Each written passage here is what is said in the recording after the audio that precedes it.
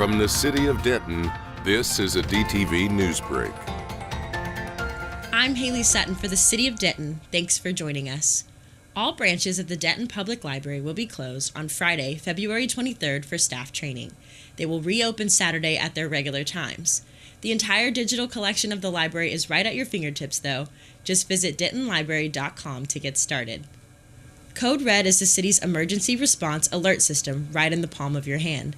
As we inch closer to spring and severe weather season, it's important to have a plan and know what to do. We know we're going to have severe weather. We certainly hope we don't have a major tornado in the city limits. We hope and pray that never occurs, but we need to be ready just in case. And this is one tool that we can utilize to make sure we have the latest systems in place to provide opportunities for the public to find out when those instances occur, and also information about how to be prepared on having a disaster supplies kit, having an emergency plan, a communications plan, and to be ready for the severe weather threats that we know are going to occur.